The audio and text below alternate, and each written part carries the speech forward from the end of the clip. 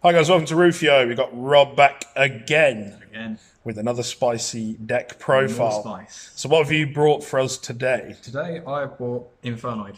Infernoid. Okay, so tell us how the deck works, because it's a little bit old now, so there might not be everyone Yeah. kind of understands how it rolls. The deck, you can play it in a few different ways. The way the OCG plays it is weird. They play it as like a stun deck. Sure. But the way I like to play it is because we've got a really good OTK option. I like basically building the deck around that. So just filling it with hand traps and kaijus and just trying to completely blow out your opponent as quickly as possible. And then you fucking muller them. And then you absolutely slaughter them. And then if it doesn't work, then you use those same traps that you can use as stun cards, sort of go in second. Just grind out a little bit. Grind out of it, yeah. Okay, cool. So let's get stuck into it. Here's the question. How much of the max rarity have we got going? We'll find out as we go along, but it's quite shiny. It's quite shiny. That's what we want to hear. Yeah, it's good. Sweet. Let's see it. It's no playing random gold socks. It's super alerts when I say it's max rarity. Yeah, sweet. So we have the one good Infernoid. This card is really, really good. Basically, it's like Dodecahedron or whatever his name is. The best thing that you can have as a normal summon. It's a level 1, it's a tuner, and it's Foolish Burial on summon. Yep. And then it gains their name, their level, and their effect. So you can make it a pop, spell, or trap, pop a monster. It can be a spell or trap negate, a monster effect negate. It can do so many different things. You can set up synchro plays if that's what you want to do. If it gets negated, you can turn it into Linkaribo and just stall. Yep. It's really good. Like, if this card didn't exist, the deck would be terrible. Sweet. Then one of each of the other medium-sized Infernoids. This bounces a card to the hand. This destroys a monster. This destroys a spell or trap. This sends a card from the extra deck to the grave when it attacks. This has a non-targeting banish when it attacks a monster, which is insane. Like, this card is ridiculous. It outs so many things. And then the big OTK boy. This guy, if he destroys an opponent's monster by battle, he just attacks again. So it's basically BLS. Sweet. Do you want to run through the names for me? It's a little bit small on the camera. You have got Antra, you've got Harmadic, you've got Petrulia. Harmadic. Yeah, Harmadic. Harmadic. Sajet, Slight Semus, and Atondel. Okay, sweet. Yeah, one of each end. We don't play the level 5 because the level 5 is complete garbage. So just Good to know. just don't play it. Then we've got Mummy and Daddy. Mummy and Daddy. Deviati. This is Heavy Storm on summon, and then it can tribute a monster to negate a monster effect. This is Dark Hole on summon and contribute a monster to negate spell or traps. Sweet. It's a sort of like a yin and yang sort of thing. And the funny, hilarious thing is that this deck, they're all really strong, powerful monsters. Every single one of these is a garnet. Literally 25% of the deck is bricks. So you always feel good when you draw that hand. It always feels good when you don't draw them. I'm playing Infernoids, but I don't want to see any Infernoid cards. You want to send them, right? You just want to send them to the grave with Void Imagination. Sweet. Hand traps. Yep. Best hand trap in the game. Like, Max rarity. yeah, of course. Secret rares are the best. Yeah, Ash just hits so many things, you've got to play it. And then, yeah. I think I saw like a study at one point that was talking about how many cards in the game it hits. It's insane. It's like a ridiculous. I mean, obviously everyone knows a card is good, but when you actually look into how much of the game it hits, It is a ridiculous amount of cards. Yeah. Stupid. And then this card is so good because it's better than Called by the Grave in this. It is Gamma. Yeah, because it can't be hit by Called by the It Grave. can't be hit by Called by the Grave. If you use it when you go to use the OTK card Imagination, this sets up a Boral Sword OTK. You can use it to set up like Skull Dread plays. You can use it defensively, like when you go to use a Void Feast, you can negate the Ash with this. And obviously you're going second, so you can just use it in their turn anyway. Yeah. So it's so versatile, it's great. Although it's me, so I always just open the driver. Then Kaijus. Another garnet for the deck. Yeah, another garnet for the deck. So we're playing 11 garnets, you've got to remember that. Fucking hell. Yeah, this is a good deck, guys. Yeah, Kaijus, there's not really much to be said. Out things like Dick Destroyer and things like that. Because that card is bad. They out everything. They're good. Yeah. They're good. Like, if we're talking about Cosmo Penis Envy, then Kaijus are a pretty big penis envy, yeah.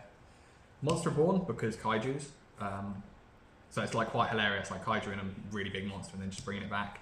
And also you can bring back the Inferno Fusion monster and just do ridiculous amounts of damage. And it brings back Jesus. And it brings back the baby Jesus. 1 for 1. your only normal summon's a level 1 monster. So yeah. I mean, what else? Why not? Also gets those bricks out of your hand by discarding them. Which is most of the deck by the sounds of Which is most of the deck, but this is the really good card. This card is insane. Basically, this is Shadow Fusion. If your opponent controls an extra monster, you send this face-up card to the grave, send up to 6 materials from your deck to the grave, and summon a fusion monster. So you just load up your grave with all your Infernoids, summon the Tiara, which then that can send Elder Entity and Tis to the graveyard, blow up your opponent's board, and you just set up ridiculous OTKs. Sweet. And it also has another effect, it's actual continuous effect, because it is a continuous spell, where it makes all your Infernoids that aren't originally level 1, so they're not like held back by their level summoning restrictions. That's right, because they've got like up to a maximum amount. You can only summon an Infernoid if the total number of levels on your field is 8 or lower. Okay. But it also halves your battle damage while it's on the field. So you hardly use it for that effect, but it does come up. This card's amazing. It just searches Void Feast basically. If you're building it to go first, you play like Trap Tricks as well. Just get super consistent. And also, no one realises this because they don't read the full card, because they read the search effect and then they just ignore the rest. If this is on the field and your opponent attacks an Infernoid monster, you can just send this to the grave and banish both monsters at the start of the damage step. Sweet. So you can just out cards when they don't expect it. Excellent. Who would have thought reading cards in a card game? I don't fucking read cards. Why would you read cards? Yeah, no, it's terrible, isn't it? 3 Into the Void. This is slightly spicy because not that many people play it. So this is OB. One frosty boy. They are beautiful. Basically, it's Upstart Goblin if you have 3 or more cards in your hand, but you discard your whole hand in the end phase, so it's risky. But it's searchable through Vanishment if you're really that desperate to try to go through your deck. But the main reason why it's good is it's a free discard off a Void Feast. Because normally you'll have to actually get rid of a card which holds some value to activate the Void Feast, whereas this is literally just a free discard. I suppose it's a bit like Carded Demise in that, like... Yeah. Okay, sure, you can lose your hand at the end of the time, but if you've made all the plays... If you get what you need, it doesn't matter. It really doesn't matter. And because, say you're going second, the only hand traps are really running at Ash and Gamma, and well, Ash you would probably have already used, and the Gamma you're probably resolving in your own turn anyway. Yeah. So it occasionally catches you out. But Gamma's big play is really when you open it, isn't it? That's what you ideally want. Yeah. So. Then the last 2 Void spell cards are Void Seer, which is just Eagle Booster. And it's also got a graveyard effect. So its actual normal effect is it makes an Infernoid unaffected for the rest of the turn. And then it's got a graveyard effect where if 1 or more Infernoids would be destroyed by a card effect, you can banish this to stop one of them being destroyed. Sweet. So, and it's not sort of breakthrough skill clause, so you can do it in the same turn.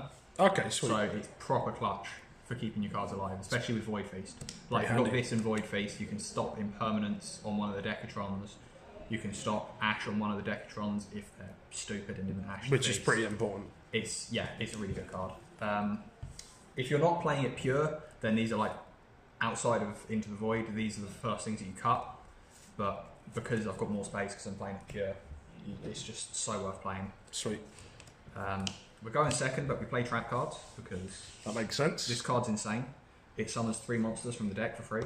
So what you do is you end up summoning 2 of these, and then the bad one. Up to 8, right? Yeah, up to 8. So that comes to 8. You can also obviously summon 1 of them and the level 7. You can summon 1 of them and the 3 and the 4, or you can just summon the level 8.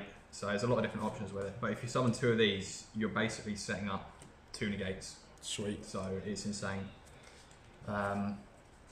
You can sometimes brick with it, because if you don't open another Void card, it's completely dead. But that's why you play Into the Void, because it just means you're running something like 15 Void cards or something like that. So odds are it is always going to be live. And then last 2 cards, because I'm still scrub, 2 evenly matched. 2 evenly matched. Yeah. Blow the field out. Yeah. Card's fucking good, man. So like if you can run it, you know. Like, because if you don't open the OTK combo, you can just go cool, evenly matched, reset the game state, set up a Void Feast. Yeah, and I suppose you probably aren't using huge boards most of the time anyway. Because you've got that summon restriction, right? It's really resource heavy, the deck. You have to like pay attention to what you're doing. Yeah. You can run out of resources so quickly with this that it's actually insane. It's crazy. Sure. So that's the main deck. Sweet. Yeah. You got an extra on the side, right? I have an extra on the side. Yes. Sweet. Okay. Let's see the extra deck. Extra deck. The big boy. The big boy. Yeah. This is what you summon off the fusion. It gains different effects based on the number of materials. 3 different name Infernoids, then we both send 3 cards from our extra deck to the grave. 6 or more, we both mill 3 cards. 8 or more, it's burial from a different dimension for both players. And 10 or more, we both send our entire hand to the graveyard. Is that a like an acute, like you gain all of those?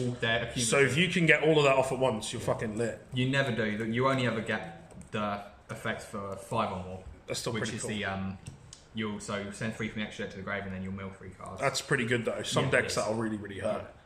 Because then the 3 cards that you send is... Which one's that one called again, sorry? That is Infernoid Tierra. Okay, sure. Yeah. And then we've got... These are the ones that you send. 2 Elder Entity and Tis, and a Cyframe Lord Omega. Elder Entities, okay. Yeah. You can play 3 of this. I don't A for space and B because I can't find my 3rd one. Ah, right. Because good enough reason. Yeah, good enough reason. Omega's busted as well. Yeah, when they send it to the grave, they pop a card on the field. So they just allow you to blow open your opponent's board. And yeah, Omega just recycles cards. So you can and the fact that you can summon it. Yeah, and I can obviously summon it off of Gamma.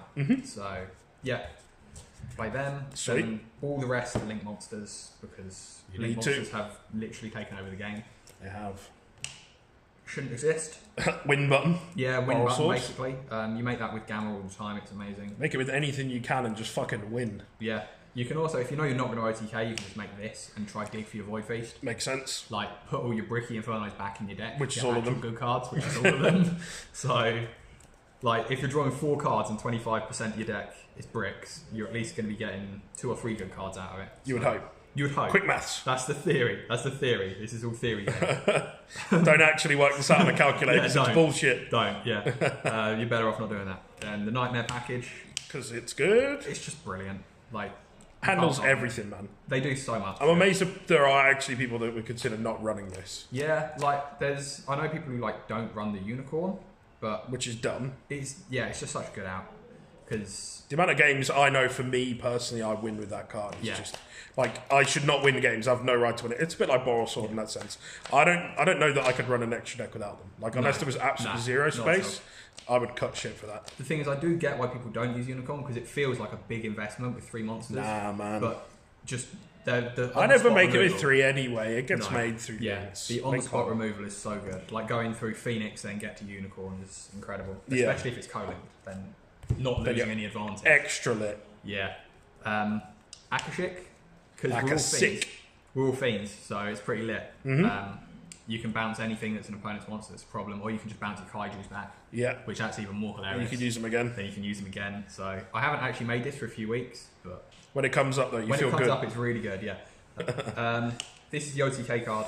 So, okay, not what I was expecting to hear, but sure. Because Void Imagination plus Ash or Decatron turns into an OTK. Right. Because you link the Tierra and either the Ash or the Decatron into this. Then you summon the level 8 and you summon one of the big ones from the grave and it comes to like 8,500 damage. So just one turn murder. Basically. Big time spice. Yeah. Pentastag. Because we can, I suppose. I mean, because I can, and I had the Pierce space. Is cool. Pierce, yeah, I guess like, if you got if I had the 3rd and Tis handy, I would have put that in. But I built this at like 10 minutes before I had to leave to drive here.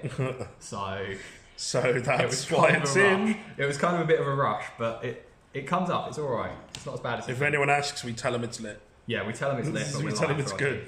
Underclock because it's a really good card. That is a good card. That's a very really good card. Like, brilliant card. And then Link Spider and Link Aribo. Hey. That's where the max rate is let down. Yeah, need to get that ultra. They're quite expensive. They are. They should have at least made it a super. They should have made but it they didn't because, fuck us, right? Yeah, apparently we don't want shiny cards. Fair enough. And we've got a side. We have got a side deck. It's not the greatest side deck in the world, but it's a side deck. Sure. Droll. Which is good. Yeah, Droll's good. Stops your opponent from adding cards. Not max rarity, Yeah, they're not max rarity, I did used to have rares though, so I've upgraded from rares. Okay. I did a bit of gambling. Getting there. Did some gambling with Aaron Henman. Okay. On the price. He agreed to sell them to me, but we rolled a dice on it, and if I rolled higher, then I got 10 quid off. And I ended up rolling higher, so... Big deals. Shout outs to Henman for the cheap Drolls. Yeah. Free Shared Ride, because it's basically Droll going first. They are in the good rarity, right? They are in the good rarity, Okay, we'll let you off. No gold rares allowed. Gold rares is the best rare. I don't know gold what the rare is fuck the you're worst on about. rarity. Like, You say you're a Burning Abyss player, but you play gold rares. Have you seen BAs in gold? They look so much better than in red. They look so horrific. Fuck anyone who lies supers and says otherwise. Like, you know what? I need gold fucking Hydralanders, and then I'm lit. Rufio exposed as a gold rare BA. I'm a gold whore. I don't mind, man. I'll just straight up admit it's fine. This is actually a good card. Yep. Twisters. Yep. Yeah, just out the back, right? Twin Twisters is just Twin Twisters, man. Yeah, there's no. It's like MST on roids. Yeah, you can't really say anything about it. You get rid of the bricks in your hand, which is most of your deck. That's kind of the recurring theme of this deck, is try to discard your bricks, because it's the only thing you can do with them, because they're good in the graveyard. Yep. I realised with like 10 minutes to go, I didn't have anything to side against Burning Abyss, knowing that Joe was here. So I decided. And then we didn't play each other anyway. Then we didn't even end up playing each other, yeah. But see, that's it. People fear me in this place. Fear me. Fear at locals, boys. Yeah, this deck has a terrible BA matchup. Most decks do, let's be honest. Most decks do. It's just because Snow's a bitch, basically. Snow is. Then last thing, I wanted something for going first. So I thought TT was good, because if I don't open the Void Feast, I have basically no normal summons. So you want to keep yourself going. Yeah, so just TT. Fair enough. And yeah, that's it. That's it. That's the whole profile. That is everything. Sweet. Well, firstly, thank you very much for taking the time to do this. All right. Big shout out to Mark Manascrew, who you'll have seen his logo throughout this. Plug. For giving us space to do this. Any shout outs before we go? Shout out to the Bedford lot. Let's see that t-shirt, man. Isn't that your boy's t-shirt? Team CE. So if any of you guys are in Bedford Way in the UK, head down there on Sundays. And you get to meet this fucking idiot. Yeah, you do. And he won't be playing such a weird deck normally. No, I won't. But it will be a max rarity, otherwise he has to leave. Max rarity, yeah. And in the new year, we might be getting something sorted about trying to start something up of our own as well. Yeah, sweet. So okay. For that. Just keep an eye out for that, guys. Any other shouts before we go? Shout out to Mark, because he's a good guy. He's a legend. He's our boy. He is our boy. He gives us the space to record and play. And that's about it. Fuck the rest of the people. If they get forgotten, there's probably a reason, so they should think about that, right? Yeah. Cool. Well, thank you very, very much for watching, guys. Check the links in the description, please. Don't forget to hit subscribe if you haven't already, so you don't miss out on excellent, and by excellent, I mean woeful content such as this. And we'll see you in the next one. Thank you. I'm afraid that's all we have time for in this video. If by chance you haven't had enough of listening to me waffle at you through a video about a children's card game, you can follow me on Facebook and Twitter. The links are on the screen, or if you're feeling really lazy, you can click the links in the description. While you're at it, don't forget to hit that subscribe button so you don't miss out on future content too. It'll make me smile, I promise. And who can ask for more than that? Thanks for watching, see you in the next one.